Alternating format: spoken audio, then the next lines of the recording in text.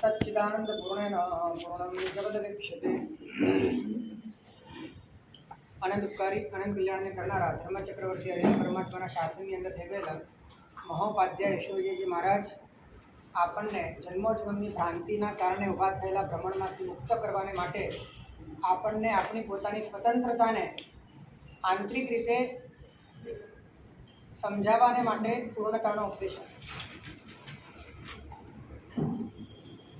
પૂર્ણતા એટલે સ્વતંત્રતા, પૂર્ણતા એટલે અખંડતા, પૂર્ણતા એટલે શાશ્વતતા. અને કોની પોતાની.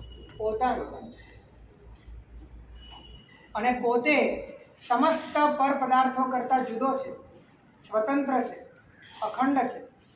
આ વાત જેમ જેમ સમજમાં આવે છે તેમ તેમ પર પદાર્થો પ્રત્યેની જે આધીનતા છે એમાં પોતાનું અહમપણું છે, મમપણું છે, એ બધું જ અંદરથી ઢીલું પડતું જાય, શિથિલ થતું જાય, ઓગળતું જાય, પીગળતું જાય, ખતમ થતું.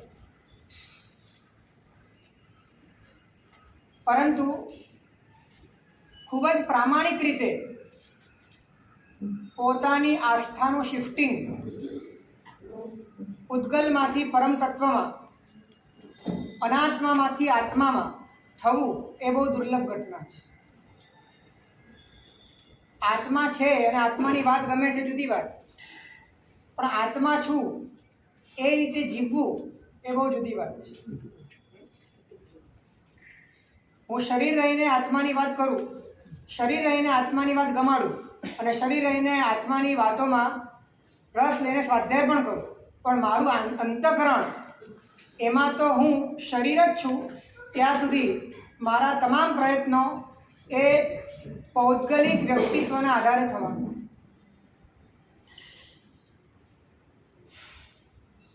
આત્મા છું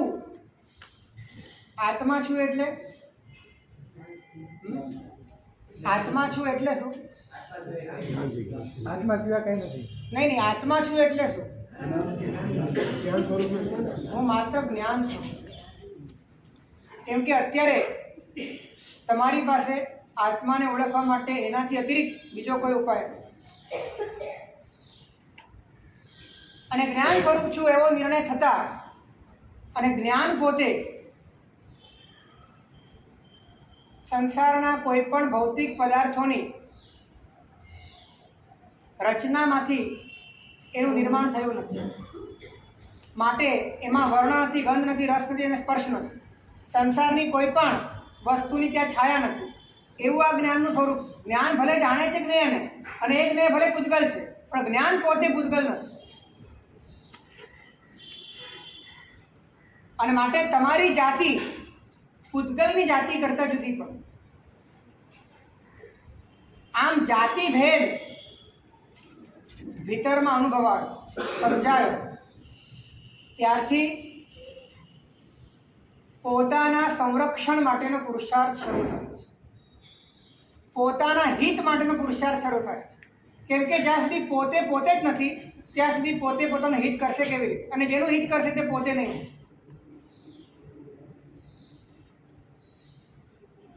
જ્યાં સુધી તમારી આસ્થા ઉદ્ગલમાં છે ત્યાં સુધી તમારું હિત પણ ઉદ્ગલનું છે. જ્યારે તમારી આસ્થા આત્મામાં છે ત્યારે તમારું હિત પણ આત્મામાં છે. જેની જ્યાં આસ્થા તેનું ત્યાં હિત.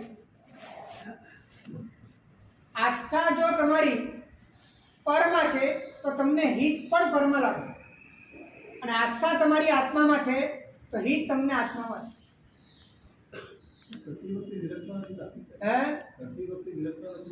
નિરર્થકતા નથી લાગતી એનું કારણ એ છે કે હજી ભીતરમાં લક્ષ્યની બાબતમાં ક્યાંક ને ક્યાંક ગોટાળો.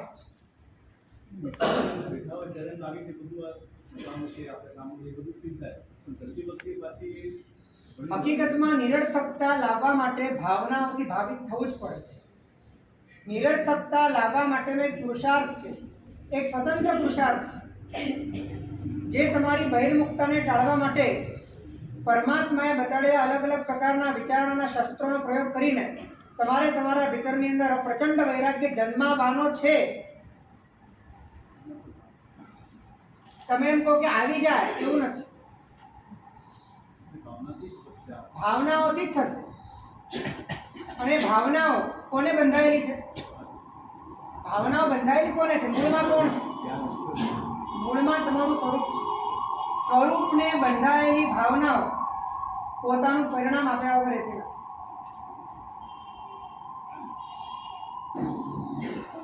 પણ માત્ર ભાવનાઓ કરવામાં આવે તો એવું પરિણામ પણ મળતું નથી. સ્વરૂપને બંધાયેલી ભાવના પરિણામ આપે. હું અનિત્ય ભાવના વિચારું છું, અનિત્યતાનો વિચાર કરું છું, અને બધું જ આ સંસારનો ક્ષણભંગુર છે એ રીતે વિચારીને આપણે અનિત્યતાનો પણ જે વિચાર કરીએ છીએ એ વિચાર પણ આપણો બહુ ટૂંકો સ્થૂળ છે. આ સંસાર અનિત્ય છે એવું જ્યારે વિચારવામાં આવે, એવું શબ્દ જ્યારે તમે સાંભળવામાં આવે ત્યારે અનિત્યતા તમે ભવિષ્યકાલીન વિચારો છો. હકીકતમાં વર્તમાનકાલીન જ વિચારવાની છે. એટલે કે ભવિષ્યમાં બધું મટવાનું છે, ખતમ થવાનું છે, જતું રહેવાનું છે, હું પણ ચાલ્યો જવાનો છું, એવી અનિત્યતા તો બધા જ વિચારી શકે. એનાથી વૈરાગ્ય નહીં આવે. અત્યારે આ ક્ષણે પણ દરેક વસ્તુ ખતમ થઈ ગઈ.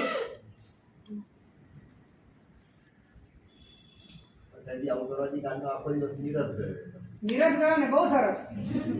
આનાથી મોટી કોઈ ઘટના નથી. સારી વાત છે. આ નિરસતામાં હળવાશ આવે છે, આ નિરસતામાં નિવૃત્તિ આવે છે, આ નિરસતામાં તમારા ભીતરના રસ તરફ જવા માટેની એક શક્યતા ઊભી થાય છે. માટે આ નિરસતા તમને કદાચ ન ગમતી એનું કારણ જુદું છે. નિરસતા ન ગમે એનું કારણ જુદું છે. એનું કારણ એ છે કે હજી લક્ષ્યની બાબતમાં ક્યાંક ને ક્યાંક ગડબડ છે. જો લક્ષ્ય તમારું મજબૂત હોય તો આ નિરસતા અમૃતમય લાગે, આ નિરસતા આસ્વાદમય લાગે, આ નિરસતા એ તમને હિતકારી લાગે. એ નિરસતાની અંદરથી અપડામણ નથી. આવી નિરસતા લાવવા માટે મહાપુરુષો કેવો પ્રયત્ન કરતા.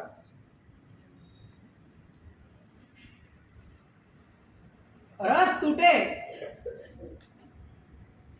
અને એમાં રસ આવે, રસ તૂટે એમાં રસ આવે, એ સાધક.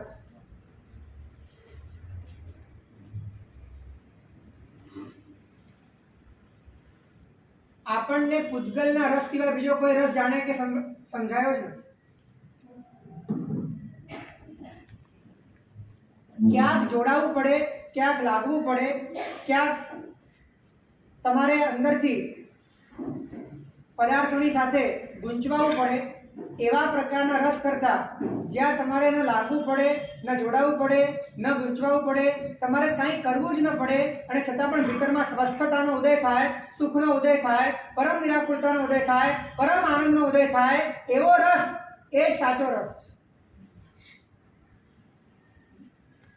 ઉપનિષદોમાં કહ્યું છે રસો વૈસવ, એ જ રસ, બીજો કોઈ રસ જ નથી.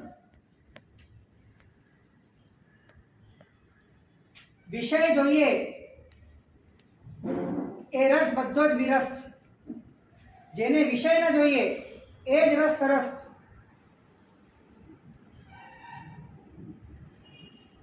તમને વિષય કેમ જોઈએ છે? અને વિષય મેળવ્યા પછી આનંદ વિષયમાંથી મળતો નથી. વિષય તો તમને તમારામાંથી જ મળે છે, આનંદ તો તમને તમારામાંથી જ મળે છે. તો જેમાંથી આનંદ મળે એમાં જતા રહો તો કેટલો આનંદ મળે? જેમાંથી આનંદ મળે એમાં જતા રહો તો કેટલો આનંદ મળે? વિષયમાંથી ક્યારેય કોઈને આનંદ મળ્યો જ નથી, મળતો પણ નથી. ભ્રમ છે. અને જેમાં રસ નથી એનાથી નિરસ થવું એ બહુ સારી વાત છે. જેમાં રસ છે એમાં જ રસ રાખવા જોઈએ. અને રસ કેવળ આત્મામાં છે, રસ કેવળ સ્વરૂપમાં છે, રસ કેવળ પરમ તત્વમાં છે, શાશ્વત તત્વમાં છે. બીજે કોઈ જગ્યા રસ છે જ.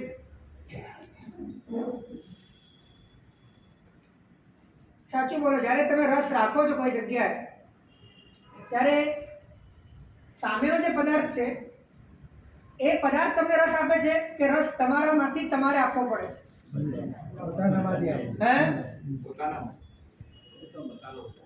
સામેથી ક્યારે કોઈ વસ્તુ તમને રસ આપે છે? એ વસ્તુ તો બદલાયા કરે. સામેની વ્યક્તિ છે કે આપણને એમાં રસ જાગે છે નહીં, એ જાગે છે એ તમારા તરફની વાત છે, પણ એના તરફથી તમને કોઈ રસ પ્રોવાઈડ કરવામાં આવતો હોય કે તમને આપવામાં આવતો એવી તો ઘટના ઘટતી નથી. નિમિત્ત એ બને છે, નિમિત્ત તમે એને બનાવો છો, પણ રસ જે પણ આપો છો તમે જ આપો છો.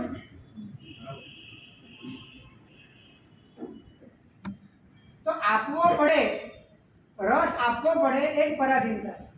આપવાની પણ જરૂર છે.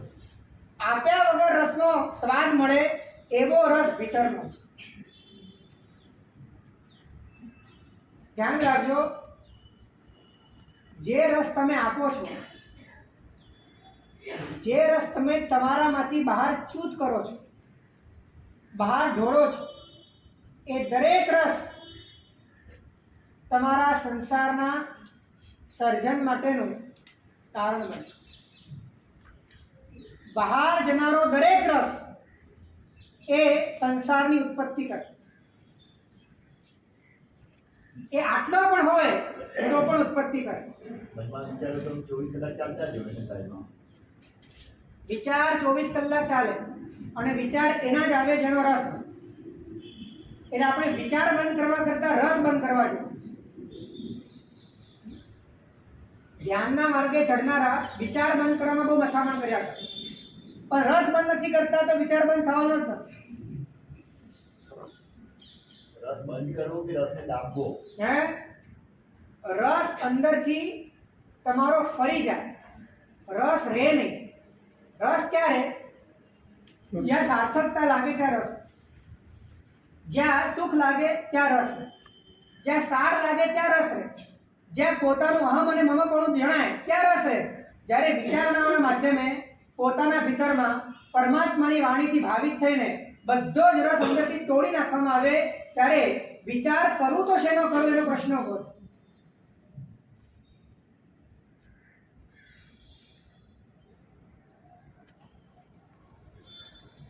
તમારે પ્રશ્ન એ છે વિચાર રોકવું તો શેનો રોકવું? અને જ્ઞાનીને પ્રશ્ન એ છે વિચાર કરું તો શેનો કરું, કે વિચાર કરવા જેવો જ લાગતો નથી.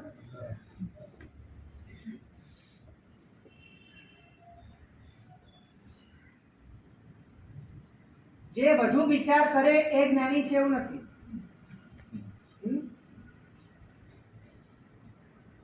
પણ જે વિચાર કરી શકવાનું આંતરિક રસ રુચિ ખોઈ બેઠો છે એ જ્ઞાની છે. પછી જે વિચાર કરે છે, વિચાર એના પ્રયોજનથી એને કરવા પડે છે જુદી વાત, ઉદયને વશ કરવા પડે છે જુદી વાત. હવે અંદરથી એ ડ્રાઇવિંગ ફોર્સ રહ્યો નથી, હવે અંદરથી પોતાની એવા પ્રકારની આસક્તિ કે એટેચમેન્ટ રહ્યું નથી કે વિચાર કરીને આખી જિંદગી કે આખા દિવસો એ એની અંદર જ રચ્યા પચ્યા રહે, એની અંદર જ ગુંથાયા કરે, એની અંદર જ પોતે આરોટ્યા કરે. હવે એ અંદરમાં લાચારી રહી છે. ભગવાન, આ રસ પ્રત્યક્ષ છે, અનુભવમાં છે, અનંતકાલીન છે અને સમષ્ટિગત સાથે થઈ રહ્યો છે, તો હું અપવાદ શા માટે કરું? એકચ્યુઅલી અપવાદ બધા છે, તમારે ઉત્સર્ગ બનવાનું છે. બધા અપવાદમાં છે. જે બધામાં હોય એ અપવાદ જ હોય એવો નિયમ નહીં. બધામાં બધા રોગી હોય, બધા રોગી હોય તો તમે એવું વિચારો કે હું અપવાદ કેમ બનું? અપવાદ કે ઉત્સર્ગ એની વિચારણા એ વસ્તુની પ્યોરિટીની આધારે છે. જો તમારી પ્યોરિટી તમને સમજાય છે, તમને ગમે છે અને એના માધ્યમે તમને સુખ મળે છે, બધા કોરોનામાં હોય તો આપણે કોરોનામાં જ રહેવું પડે અને આપણે અપવાદમાંથી બહાર આપણે અપવાદ ન બનવું એવો વિચાર જો તમે નથી કરતા તો આત્માના માર્ગે પણ બધા જ આ રસ્તે છે, તો મારે પણ આ જ રસ્તે રહેવું અને મારે પણ આ સંજ્ઞાઓની અંદર, રાગદ્વેષની અંદર, પરરસની અંદર મારે ચકનાચૂર થવું, આવો વિચાર કરવો એ મુમુક્ષુને શોભે. લોક સંજ્ઞા તોડ્યા વગર એક ડગલું આગળ નહીં વધી શકે. જ્યાં સુધી સામૂહિકતાનો પ્રભાવ તમારા દિલ દિમાગ ઉપર છે ને ત્યાં સુધી તમને સતત ને સતત અંતરાય ઉભા રહેવા.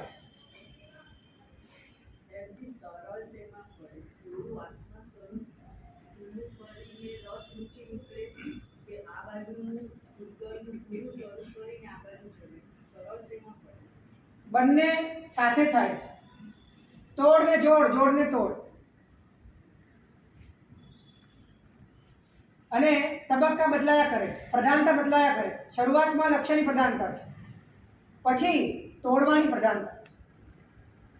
રસ રુચિને તોડવાની પ્રધાનતા છે, અને તોડ્યા પછી ફરી જોડાણની પ્રધાનતા છે. ક્રમ બદલાયા કરે છે, પરંતુ કામ સાથે જ થાય છે.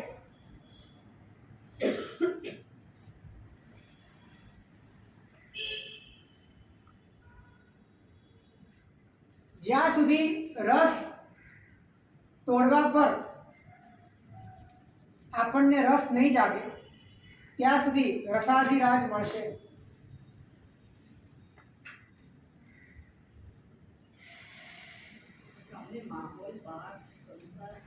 શાંતિ.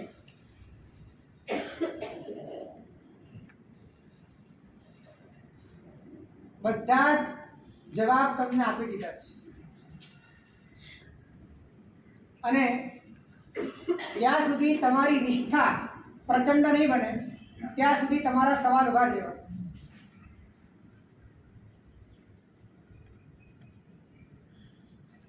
લોક સંજ્ઞા, ઓગ સંજ્ઞા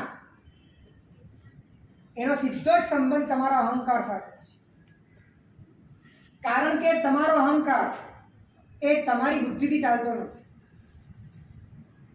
તમારો અહંકાર એને સર્ટિફાઈડ કરનારો પણ આ દુનિયાના લોકો છે. એટલે આંતરિક રીતે તમારે પોતાને, પોતાની અસ્મિતાને ટકાવવા માટે લોકોને આધીન થવું પડે, અને માટે લોકોના પ્રવાહ કરતા જુદા પડવું એ તમારા વ્યક્તિત્વ માટેનો બહુ મોટો પ્રશ્ન ઉભો છે. અને એના કારણે એ આંતરિક પરાધીનતાઓ તમને આ લૌકિક રચનામાંથી જો તમે થોડાક પણ ખસી જાઓ તો તમને અંદરથી ભયભીત કરી દે છે કે આપણે આમાં ક્યાંક ખોવાઈ જઈશું, આપણે આમાં ક્યાંક જતા રહીશું. આપણા બધાની વચ્ચે રહેવું છે, માટે બધાની સાથે રહેવાનું, આ બધા આપણને માન્ય કરી શકે એવું રહેવાનું, એ બધાની નજરમાં આપણે કંઈક છીએ એવું રહેવું જ જોઈએ. આ રીતે લોકોએ આપેલા અભિપ્રાયોથી જ્યારે તમારું અસ્તિત્વ બનેલું હોય ત્યારે એ અસ્તિત્વને ટકાવવા માટે તમારે સતત લોકોના શરણે જ રહેવું પડે. અને આવી લોક સંજ્ઞા એ ધર્મ કરવાનું સત્વ ક્યારે આપી શકે નહીં.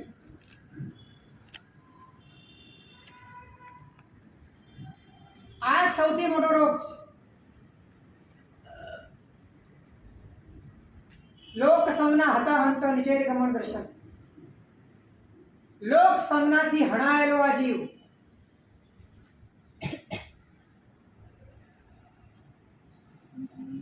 જે વ્યક્તિ પ્રજ્ઞાવાન છે, પ્રેક્ષાવાન છે, બુદ્ધિવાન છે, મેધાવાન છે, એ વ્યક્તિ લોકોના અનુરોધથી પોતાના તત્વ નિર્ણયને ક્યારે બદલતો નથી. લોકોના અનુરોધથી અહિતનો સ્વીકાર કરતો નથી. લોકોના અનુરોધથી પોતાનું જીવન જો શુભ માર્ગે, સન્માર્ગે, શુદ્ધિના માર્ગે આગળ વધતું હોય તો એના કારણે જીવનમાં આવેલા ફેરફારો અને ફેરફારોના કારણે કદાચ પોતે લોકોથી કપાઈ જાય તો એના મનમાં એની ચિંતા હોતી નથી.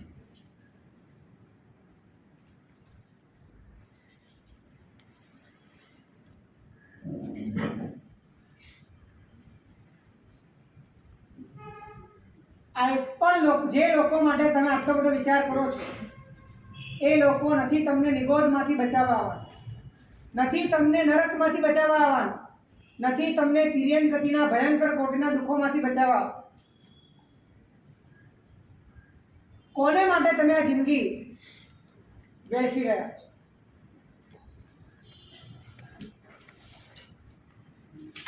સાવ નાચી જ અભિપ્રાયો માટે તમે અર્યંત દેવના વચનોને ઠેલી રહ્યા છો. શું વેલ્યુ છે આ લોકોના અભિપ્રાયો? જે પોતે જ અજ્ઞાની છે, જે પોતે દુઃખી છે, જેમને પોતાને પોતાના અસ્તિત્વનો ખ્યાલ નથી, જેમની સુખને દુઃખની વ્યાખ્યા પલટાયા કરે છે. ટ્રેન્ડ પ્રમાણે હવામાં ફંગોળાતા પતંગની જેમ ગમે ત્યારે બદલાઈ જાય છે. આજે સારું બોલે ને કાલે ખરાબ બોલે, અને એ પ્રમાણે એમના અભિપ્રાયની ફ્રેમમાં સેટ થવા માટે તમે પણ બદલાયા કરો, અને આખી જિંદગી રિમોટ કંટ્રોલના રમકડાની જેમ તમે નાચ્યા કરો. આ કઈ જિંદગી છે?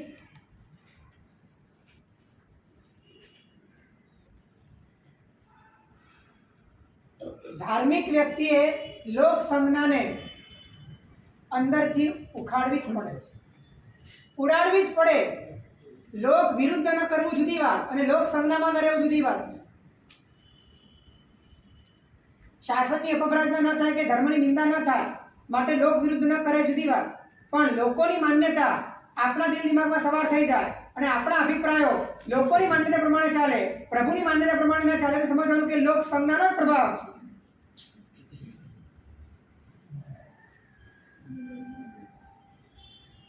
લોકનો શું અર્થ કરવાનો? હે? લોકનો શું અર્થ કરવાનો?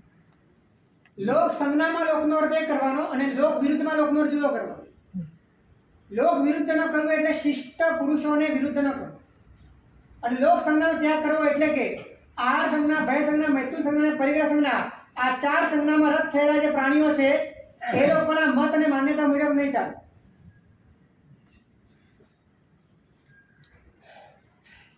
લોક વિરુદ્ધ ન કરવું એનો અર્થ પણ આ છે, શિષ્ટ લોકોને વિરુદ્ધ ન કરવું.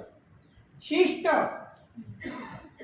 હવે અત્યારે શિષ્ટ તો કંદીલ લઈને ગોતવા નીકળો તો મળે એમ નથી. એ બધી વિરુદ્ધ થવા લાગી છે.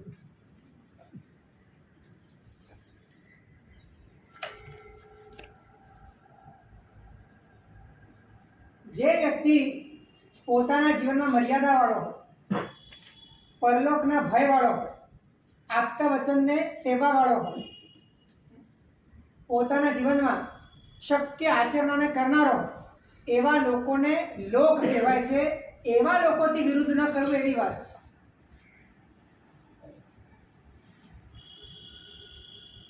હવે તમારો લોક તો એ છે કે તમે જીન્સ ના પહેરો તો પણ વિરોધ થાય છે, તમે ફેશનેબલ કપડા ના પહેરો તો પણ વિરોધ થાય છે, તમે રાત્રિ ભોજન ન કરો તો પણ વિરોધ થાય છે.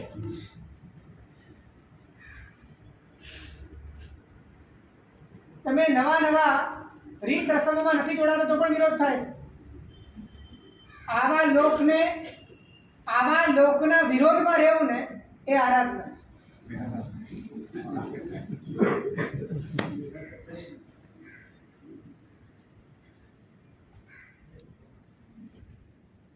અને વિરોધ માટે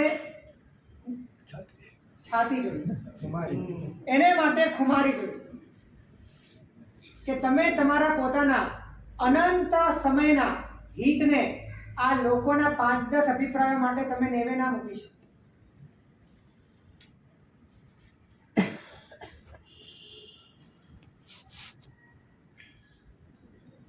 ધંધામાં તમને સ્વાર્થ દેખાતો હોય તો 10 જણાના ખોટા અભિપ્રાય હોય તો પણ તમને જે કરવું છે તે જ કરો છો, એમાં તમે એ જ કરો છો. તો અહીંયા જો આત્માનો સ્વાર્થ દેખાતો હોય તો અહીંયા દુનિયા જે કહેવું હોય તે કે, પણ મારે જે કરવું છે જ્ઞાનીના વચન મુજબ જ કરીશ, એવા પ્રકારનો દ્રઢ સંકલ્પ કેમ નથી થતો?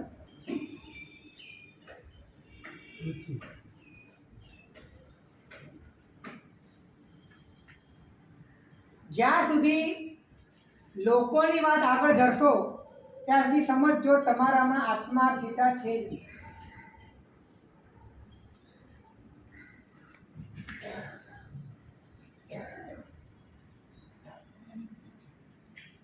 તમે સત્યના રસ્તે છો, તમે કલ્યાણના રસ્તે છો, તમે યુક્તિયુક્ત માર્ગે છો, તમારી પાસે તર્ક છે, તમારી પાસે આગમ છે, તમારી પાસે તમારા પોતાનો જાત અનુભવ છે કે આ માર્ગે હળવાશ છે, ત્યારે તમારી પાસે આટલું બધું સાધન છે, ત્યારે તમારે ડરવાની જરૂર નથી.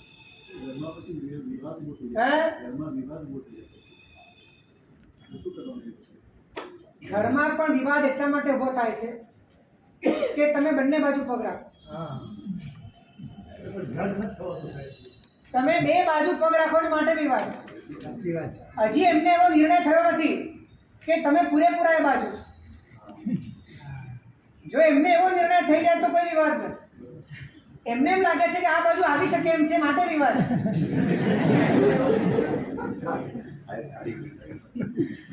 એકદમ સાચી. અને તમને પાછું એવું ગમે છે, તમને એવું ગમે છે કે બંને બાજુ પગ રાખવા. ખુમારી નથી, પ્રચંડ સત્વ નથી હજી.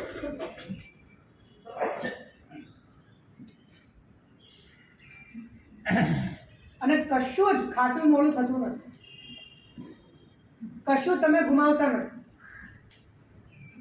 ઉલટા તમે બધી મગજમારીઓમાંથી નીકળી જાઓ, તમારું જીવન પરમ શાંત થઈ જાય.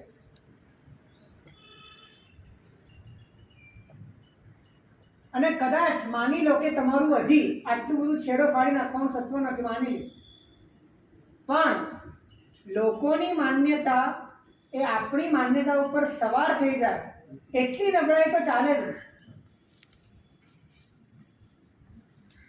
એમનો અભિપ્રાય તમારો અભિપ્રાય બની જાય એ તો ચાલી જ ન શકે. જાણે અજાણે લોકોના અભિપ્રાયની અસર પોતાના હૃદયમાં ઝીલનાર વ્યક્તિ અંદર ખાને પરમાત્માના વચન ઉપર શંકા કરે. ભીતરમાં હજી એને સદગુરુની વાણી ઉપર અવિશ્વાસ છે અને જાણે અજાણે એ વ્યક્તિ આશાત્મક.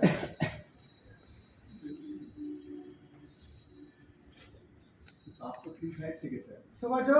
આપ તો લાગે છે કે આ કરવાથી ખોટું છે તો ફીલ તો થાય. હું અત્યારે કરવા ન કરવાની વાત નથી કરતો, હું અત્યારે વાત કરું છું તમારી માન્યતા. લોકોના અનુરોધથી તમે તમારી માન્યતા બદલી નાખો એ ચાલી શકે.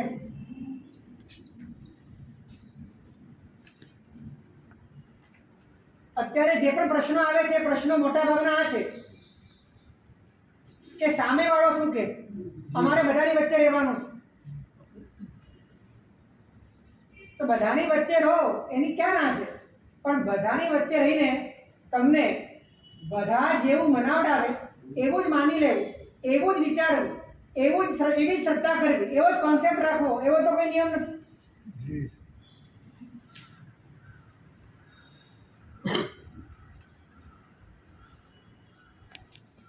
શ્રાવકનું એવું સામર્થ્ય જોઈએ એ અંદરથી એટલો દ્રઢ હોય, મેરું ડગે પણ જેના મન ન ડગે. અને જ્યાં જાય તે બીજા 10-15 ને વાળી એની દ્રઢતા જોઈને વળી જાય. એની ઉર્જામાં આવતાની સાથે બીજો વિચાર કરવા માંડે કે આપણે આટલા વર્ષો સુધી ભૂલ કરી છે, જિંદગી ખોટી જીવ્યા છે, આ એક સજ્જન માણસ એની પાસેથી શીખવા છે.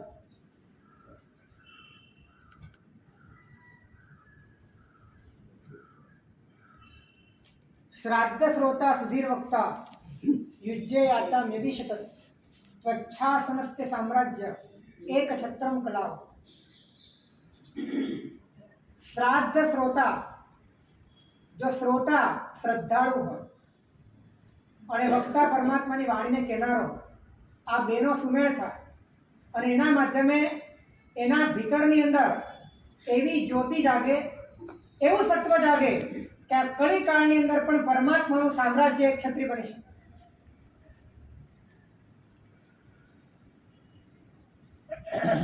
આપણા ભીતરમાં ખોટ છે, આપણી માન્યતાઓ પોચકી છે, આપણે શ્રદ્ધાના સ્તરે સાવ જ પોચટ છીએ અને ગમે ત્યારે આપણે આપણી પોતાની આ મૂડીને લોકોના અભિપ્રાય ખાતર વેચી મારવા તૈયાર થઈ જઈએ છીએ.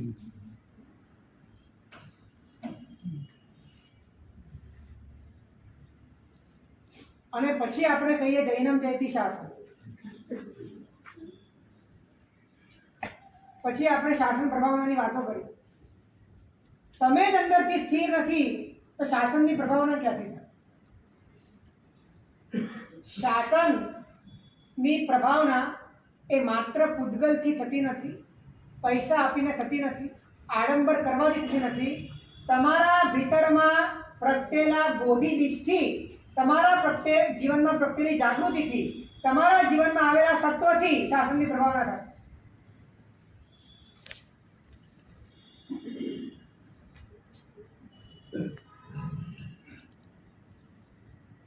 અને એ માટે પરમાત્માના એક એક વચનને યુક્તિપૂર્વક હૃદયમાં ગ્રહણ કરીને પોતાની શ્રદ્ધામાં એને સંપૂર્ણ ભણીને અને શ્રદ્ધા ક્યારે પણ પાછી ન પડે એટલી મજબૂતાઈ રાખીને અંદરથી પોતાના આત્માના કલ્યાણ માટે જ્યાં જ્યાં પોતે અહિતમાં, પરમાં, ઉદ્ગલમાં, વિભાવમાં જ્યાં જ્યાં પોતે ફંટાયો છે, બટલાયો છે, એ બધામાંથી નિવૃત્ત થવાનો પ્રચંડ પુરુષાર્થ આદરવા માટે પોતાની આખી જિંદગી ખપાવી દે એ વ્યક્તિ પરમાત્માના શાસનનો સભ્ય છે.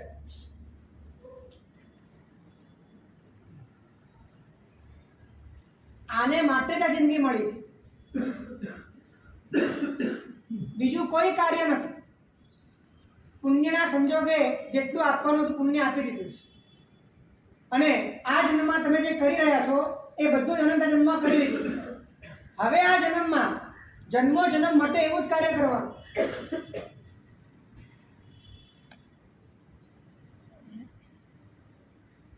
અને એ માટે લક્ષ્યની જાગૃતિ પૂર્વક સમસ્ત પર પદાર્થો પ્રત્યે નિરર્થકતાનું ભાન ભીતરમાં એ રીતે જાગે કે રસ બધો જ ખતમ થાય, રસ બધો તૂટી જાય અને કેન્દ્રમાં તમારો છેડો અડેલો છે અને આ બાજુથી નિરર્થકતાના કારણે રસ તૂટી ગયો છે. તે બધો જ રસ ક્યાં જશે? રસ બધો રસમાં જશે અને તમે પોતે રસ પૂર્ણ બની જશે, રસમય બની જશે, આનંદમય બની જશે. આનંદ જ રસ છે અને સ્વરૂપ આનંદમય છે અને આનંદમાં આનંદ ગયો એનાથી મોટો આનંદ કરો, રસમાં રસ ગયો એનાથી મોટો રસ કરો. પણ એ રસ જશે ત્યારે જ્યારે રસ નિવૃત્ત થશે બહારના પદાર્થોમાંથી, ઉદ્ગલોમાંથી, વિભાવોમાંથી અને વ્યક્તિત્વમાંથી.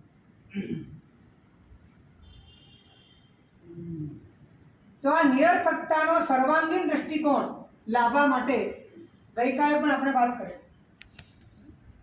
આજે પણ વાત કરવી છે. આવતીકાલથી દિવાળીના પ્રવચનો છે.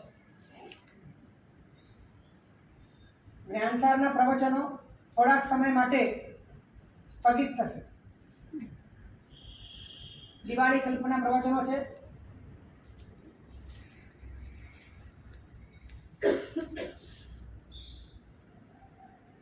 જ્ઞાનસારની પહેલી ગાથા ઉપર ચોમાસાનો પ્રવેશ થયો ત્યારથી ચાલુ છે. મને લાગે છે બીજી ગાથાની જરૂરત જ નથી, કેમ કે દરેક ગાથાનો વાત એક જ છે.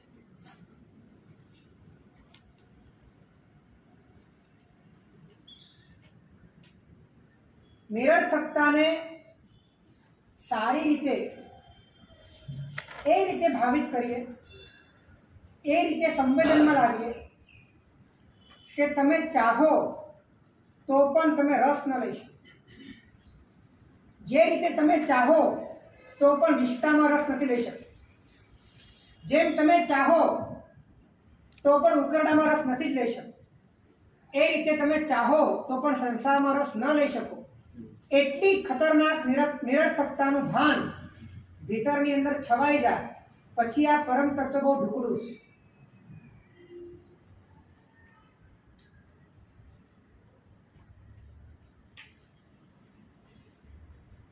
ગમે છે આ વાત કે અંદરથી પાછો ભય લાગે છે, હજી અંદરમાં ઢીલા પડાય છે. આ બધું જ નિરર્થક લાગી જશે તો શું કરશું? આવું કઈ થતું નથી ને. અમે માટુંગામાં હતા ત્યારે શરૂઆતમાં એક ભાઈ રોજ પ્રવચનમાં, પછી સમજાતું હતું એમને બધું જ કેમ કે મોઢા જોઈને ખબર પડે અમને કોને કોને સમજાય છે.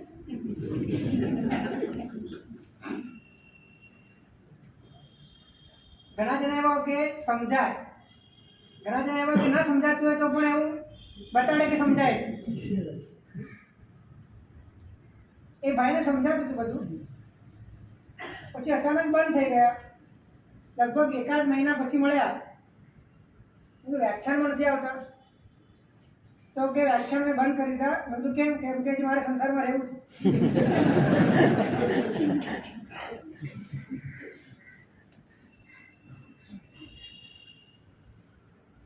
સંસાર છૂટી જાય એનો ડર એક પ્રકારે ગુપ્તપણે પરમાત્માની સામેનો ક્યાંક ને ક્યાંક વિદ્રોહ છે. શા માટે ડર? છૂટી જાય તો આનંદ કેમ ને?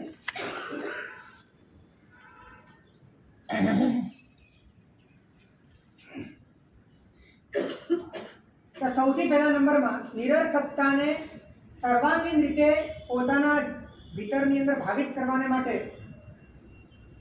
આપણે આજે 3 કે 4 રીતે વિચાર. નંબર 1, જે પદાર્થ સખંડ હોય, અખંડ નહીં પણ સખંડ હોય, એ દરેક પદાર્થ નિરર્થક. સખંડ એટલે અખંડનો વિરોધી. ખંડ ખંડ, ટુકડે ટુકડે, એ દરેક પદાર્થ નિરર્થક છે આપણા. કારણ કે જે પોતે જ ખંડ ખંડમાં છે, ખંડ ખંડથી બનેલું છે અને ફરી ખંડ ખંડ થઈ જવાનું છે, એ તમને અખંડ આધાર આપી શકે એવી કોઈ શક્યતા નથી. અને સંસારનો દરેક પદાર્થ સખંડ છે, કારણ કે સંસારની દરેક આઈટમ પૂતગલથી બને અને પૂતગલથી બનનારી દરેક આઈટમ એ પરમાણુઓના સમૂહથી બને છે.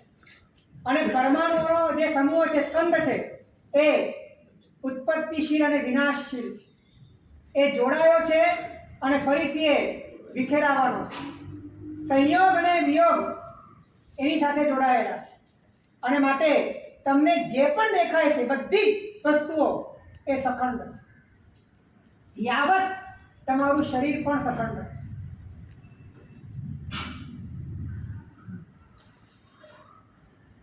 જેનું નિર્માણ જ ખંડ ખંડથી થયું હોય, જેનું નિર્માણ જ ખંડ ખંડથી થયું હોય, એ અખંડ કઈ રીતે હોય છે?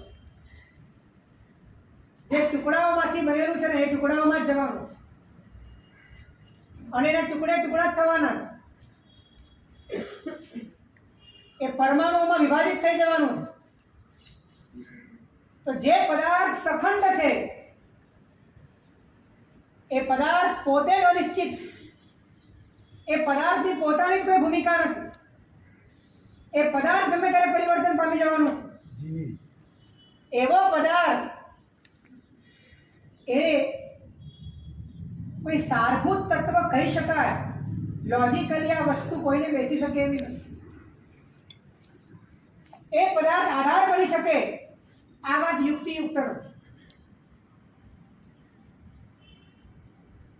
તમે તમારા શરીરને આમ ખંડ ખંડ રૂપે જોયું છે કે? જોવા જેવું છે. તમને જે પણ પદાર્થ ગમે ને, દરેક પદાર્થને ખંડ ખંડમાં જુઓ.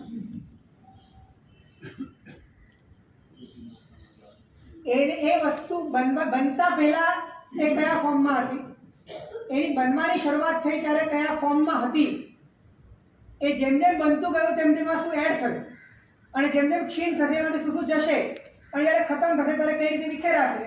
આટલો જ વિચાર. અને પછી તમે વિચારો કે રાગ થઈ શકે, આમ રાગ કરી શકાય, આમ રાગ કરવાનો કોઈ અર્થ છે? આમાં રસ રાખવાનો કોઈ અર્થ નથી.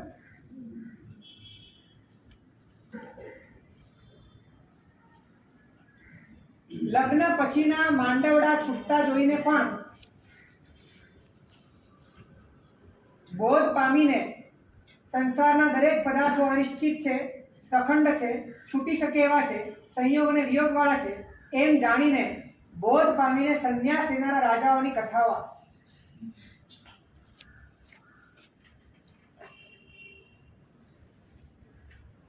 તમે તો કેટલું બધું જોયું છે આવું.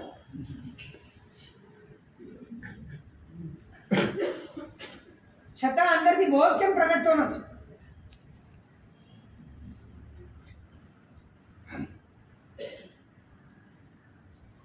થર્માકોલના ટુકડાઓમાંથી બનેલું ઘર તમને નિરર્થક લાગે છે. એટલા માટે લાગે છે કે ટુકડાઓથી બન્યું છે. તો તમારું ઘર શેનાથી બન્યું છે? ઈંટ પથ્થર. આ સ્લેબો નખાય છે અને આ બીમ ભરાય છે. કોન્ક્રીટ, સિમેન્ટ અને કોન્ક્રીટ એમાં ઉમેરવામાં આવે છે. આ બધું જોડાણ છે. જોડાણ નહીં તો છે સુધી. તમે ફર્નિચર બનાવો છો, તમે ટાઇલ્સ લગાડો છો, બધું જ ખંડ ખંડ છે. ફક્ત તમે જોડી દીધું. થર્માકોલના ઘરમાં ને આ ઘરમાં કોઈ ફરક નથી.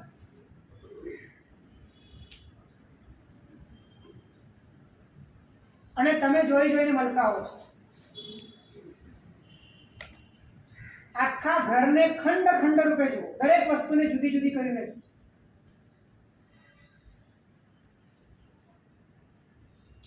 જ્યાં જ્યાં તમને રસ પડે એ દરેક વસ્તુને ખંડિત કરી નાખો. કેમ કે ખંડિત જ છે. તમારી દ્રષ્ટિમાં અખંડ છે.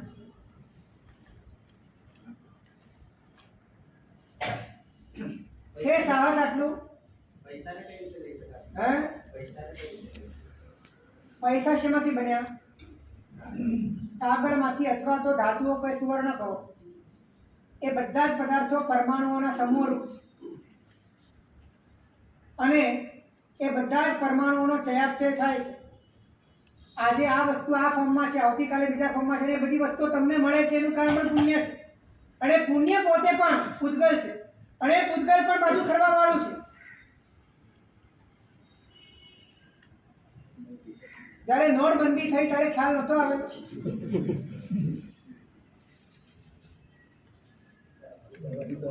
એવું લાગે કે જિંદગીમાં સામે કાંઈ છે જ નહીં. એમ જ કરવાનું છે. આ જ કરવાનું છે. આપણે કાંઈ છે એ તમારો ભ્રમ છે. ભ્રમ તોડવાનો છે. એકચ્યુઅલમાં કાંઈ નથી. થોડી તાકાત રાખો, થોડું સત્વ રાખો, થોડી હિંમત રાખો. અમે તમને ગેરંટી આપીએ છીએ કે અમે તમને દુઃખી નહીં કરીએ. તમે 100% સુખી થશો. સર આપણ ચાલ્યા જવાના. હે? આપણ ચાલ્યા જવાના. ચાલ્યા જવાનું. એટલે ચાલ્યા જનારા પરિબળોથી એ જ શીખવા જેવું છે કે જે ક્યારે ન ચાલ્યું જાય ને એવું મળી જાય. બાકી તો પરમાત્મા પણ ચાલ્યા ગયા. દિવાળીના દિવસો હવે આવી જ રહ્યા છે. ગૌતમ સામે વિલાપ કર્યો, પછી છેલ્લે સમજાયું કે બધું જ ચાલ્યું જવાનું છે. જે નથી ચાલ્યું જવાનું એમાં જ રહેવા જેવું છે.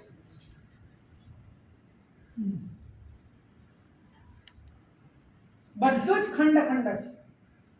તો જે સખંડ હોય એ બધું નિરર્થક. આગળ વધીને કહું ને તો તમારી જે લાગણી છે ને એ પણ સખંડ છે. બહારના પદાર્થો તો સખંડ છે, તમારી લાગણી પણ સખંડ છે. કારણ કે લાગણીઓ અચાનક બિલાડીના પરપોટાની ટોપની જેમ ફૂટી નીકળે છે. એમાં પાછું પરિવર્તન આવ્યા કરે છે, એમાં બદલાવ આવ્યા કરે છે. વળી એ લાગણીના જે ઘટક છે એ પદાર્થો, જે જ્ઞેય પદાર્થો છે, કે વ્યક્તિ છે, કે વસ્તુ છે, કે વાતાવરણ છે, એમાં પરિવર્તન આવે છે. એમાં પરિવર્તન આવતા આમાં પરિવર્તન આવે છે. એટલે બધું ટુકડે ટુકડે જોડાય. આવા સખંડ લબાચાઓમાં સુખની બુદ્ધિ રાખીને જીવન વેંઢારવું એ કેટલું દુઃખદાયી છે.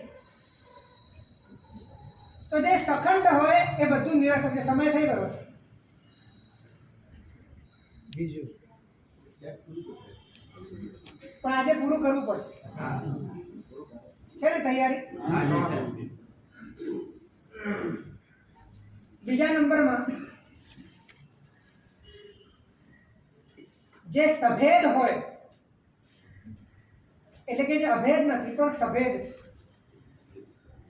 જેમાં ભેદ છે, એ બધું જ નિરર્થક.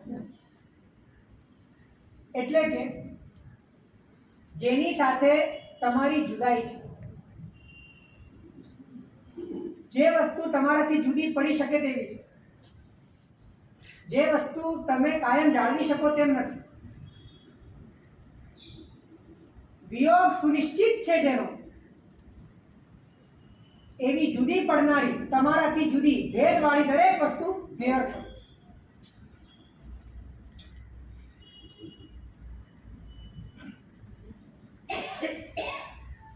ઇલાચી પુત્ર દોરડા ઉપર નૃત્ય કરતા હતા અને રાજાની નજર નટડી ઉપર બગડી અને રાજા ઇલાચી પુત્રને પોતે નૃત્યથી પ્રસન્ન થયો છે એવું બતાડવા માંગતા નથી. એને નચાવે જ જાય છે, નચાવે જ જાય છે. રાત પૂરી થવા આવે છે. એ જ્યાં સુધી ઉપરથી પડીને મળે નહીં ત્યાં સુધી રાજા એને નચાવવા માંગે. અને આ વાત ઇલાચી કુમારને ખબર પડી અને એ વખતે એને ભેદ સમજાયો કે આ બધી જ વસ્તુઓ મારા કરતા જુદી છે, મારા અધિકારમાં. જ્ઞેય વસ્તુઓ, જે વસ્તુ તમારાથી જુદી છે, એ જુદી વસ્તુઓ એના સમય પ્રમાણે, એના કાળ પ્રમાણે, એના પર્યાય પ્રમાણે બદલાઈ જાય. આવો પ્રસંગ આવ્યો ત્યારે ખ્યાલ આવ્યો કે નટડી જેને હું મારી માનતો હતો એની ઉપર પણ મારો પૂર્ણ અધિકાર રહી શકે એવી કુદરતી વ્યવસ્થા અંદરથી ભેદ સમજાઈ ગયો. અને ભેદ સમજાય ત્યારે બીજું કામ એ થયું કે જેનો ભેદ છે એના પ્રત્યેની લાગણીનો પણ ભેદ સમજાય. ફરીથી, જેનો ભેદ છે એના પ્રત્યે પોતાના મનમાં પેદા થનારી લાગણી છે, એ લાગણીનો પણ ભેદ સમજાયો કે આ લાગણીઓ પણ મારો સ્વભાવ નથી. જે જ્ઞેય બદલાય છે તો એ જ્ઞેય પ્રત્યેની લાગણીઓ પણ બદલાય છે. માટે જેમ જ્ઞેય મારું નથી એમાં લાગણીઓ પણ મારી. તો આ સંસારમાં કયા પદાર્થો એવા છે કે જેની સાથે તમારો અભેદ છે? કોઈ નહીં. દરેક વસ્તુ સ્વતંત્ર છે. દરેક વસ્તુ પોતાનો પર્યાય લઈને આવે છે. દરેકના સંયોગ સાથે વિયોગ નિશ્ચિત છે અને પોતે પોતાના ક્રમ પ્રમાણે ચાલે છે. તમારી પાસે ચક્રવર્તીની સંપદા હોય તો પણ તમે રોકી શકતા નથી. આયુષ્યની જેટલી આવરદા એટલી જ આવરદા મળે છે. જેનો જેટલો સંયોગ લખાયેલો છે એટલો જ હોય છે. બધું જ ફિક્સ છે. તો જ્યાં ભેદ છે, જે વસ્તુ તમારાથી જુદી છે એ તમારા માટે નિરર્થક. હવે તમારે નક્કી કરવાનું છે કે કઈ કઈ વસ્તુ તમારાથી જુદી છે. અને જો તમને ગમતી હોય તો તમારે સાબિત કરવું પડે કે આ મારાથી જુદી નથી. અને એવું સાબિત તમે કરી શકો એમ નથી. માટે તમારે તમારા અંતરને જ મનાવવાનું છે કે આ જુદું છે, માટે નિરર્થક છે, માટે આમાંથી તું તારો રસ કાઢ. અને નંબર 3, જે વસ્તુ સનાશ હોય, સનાશ, અવિનાશ નહીં, નાશયુક્ત, એ દરેક વસ્તુ નિરર્થક. જે પદાર્થ મટવાનો છે, જે પદાર્થ ઘટવાનો છે, જે પદાર્થ પોતે પોતાના ફોર્મને બદલી નાખવાનો છે, જે વસ્તુ જેની હસ્તી મટી જવાની છે, એવા દરેક પદાર્થ, એવા દરેક પર્યાયો, આત્મા કાયમ રહેવાનો છે, તત્વ કાયમ રહેવાનું છે, પણ આ તમામ સંયોગો એ નાશ પામવાના છે. આપણને જેટલું પણ દેખાય છે અત્યારે એ દરેક વસ્તુઓ ખતમ થવાની છે. દરેકના પર્યાય પલટાઈ જવાના છે. તો જેના પર્યાય પલટાઈ જવાના હોય, જેમાં ઉત્પાદન અને વિનાશ થવાનો હોય, જે વસ્તુ ખતમ થઈ જવાનો હોય, જે રૂપાંતરિત થઈ જવાનું હોય, જે સ્કંધો આજે અલગ રૂપે દેખાય છે, કાલે બીજા રૂપે દેખાવાના છે, આ વસ્તુમાં આજે જે પરમાણુઓ છે એ પરમાણુ અહીંથી છૂટા પડીને આવતીકાલે કોઈ બીજી વસ્તુમાં જોડાવાના છે. આખી વસ્તુ બદલાઈ જવાની છે. કશું કાયમ રહેવાનું નથી. તો આ બધી જ વસ્તુઓ નાશ પામનારી, શરીર પણ નાશ પામનારું, મન પણ નાશ પામનારું છે, લાગણીઓ પણ નાશ પામનારી છે, અંદરના ભાવો પણ નાશ પામનારા છે, અને આ સમસ્ત વિશ્વ નાશ પામનારું છે. જે નાશ પામનારું છે એ વસ્તુ મારા માટે નિરર્થક. કેમ કે મારું મૂળ સ્વરૂપ અવિનાશી. તો અવિનાશીને સનાશ એની સાથેની વેવલેન્થ જામે નહીં, અભેદને ભેદ સાથે ફાવે નહીં, અને જે અખંડ હોય એને સખંડ સાથે ફાવે નહીં. માટે મારા માટે બધું જ નિરર્થક છે. આવું જાણીને જે વ્યક્તિ લોજિકલી, યુક્તિયુક્ત રીતે પોતાના મનને કેળવીને આ રીતે જોતો થઈ જાય, જ્યાં પણ દ્રષ્ટિ કરો ને ત્યારે 3 વસ્તુ વિચારો. કઈ કઈ? સખંડ છે કે અખંડ છે? સભેદ છે કે અભેદ છે? અવિનાશ છે કે સનાશ છે? આટલું વિચારવાનું. અને જો તમને ઉત્તરમાં એવું મળે, શું મળે? સખંડ છે, સભેદ છે અને સનાશ છે, આવું જો તમને મળે તો અંદરથી છોડી દેવાનું. જે એકમાં છે તે બે ને ત્રણ બેમાં છે. બધામાં જ જે એકમાં નથી એ ત્રણેયમાં નથી. ત્રણેયમાં નથી. છતાં પણ તમારે વિચારવું હોય કે કદાચ તમને લાગે કે એકમાં નથી ને બીજામાં મળી જશે તો વિચારી લેવાનું. પણ એમ વિચારતા વિચારતા અંતરથી સ્પષ્ટતા થવાના કારણે પરમાત્માની વાત ઉપર ભરોસો આવશે, વિશ્વાસ આવશે, શ્રદ્ધા થશે અને શ્રદ્ધા નિરર્થકતાના ઉદયને એવો પ્રચંડ કરશે કે તમારા ભીતરને વૈરાગ્ય જાગશે અને વૈરાગ્ય તમને પરમ તત્વ તરફ લઈ જશે અને પરમ તત્વ તરફ જતા જન્મોજન્મના બંધન છૂટશે અને બંધનથી છૂટવા માટે આપણા કટિબદ્ધ થઈ શુભેચ્છા. જિનાર્દન રૂપી કેટલું બધા તો ક્ષમા છે. શિવમસ્તુ સર્વ જગત અહિત નિરતા ભવન્તુ ભૂતગણા દોષ પ્રયાન્તુ નાશં સર્વત્ર સુખી ભવતુ લોક. 12.